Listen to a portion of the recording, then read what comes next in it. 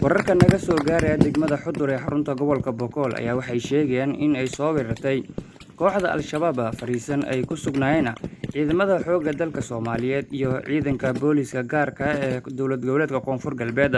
Weerarka ayaa markii ugu horeysay wuxuu ku bilowday hubka culus ee baasukaha kadib xigay israsaaseyn xooggan oo labada dhinac ah iyadoona dhufeysyo xooggan la isu galay.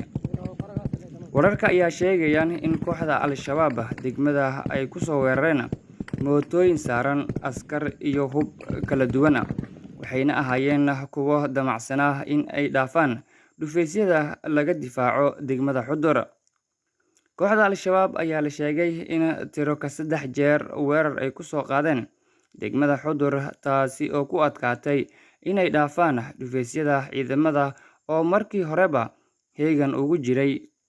Dagaalkan ama weerarkan ka dhacay degmada Xudur ee xarunta gobolka Boqol ayaa la xaqiijiyay in uu ka dhashay khasaaro labada dhinac ah oo ay jiraan dhimasho iyo dhaawac, iyadoona ay jiraan mootooyin laga qabsaday kooxda Al-Shabaab.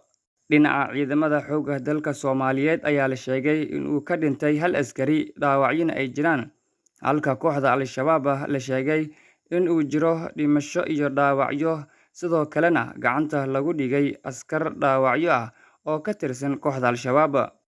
Iyadoo weerarada ay dhaceen xilli habeen ah ayaa la xaqiijin karin khasaaraha labada dhinac halka uu la eg yahay, balse wararkeena dambe ayaad ku maqli doontaan.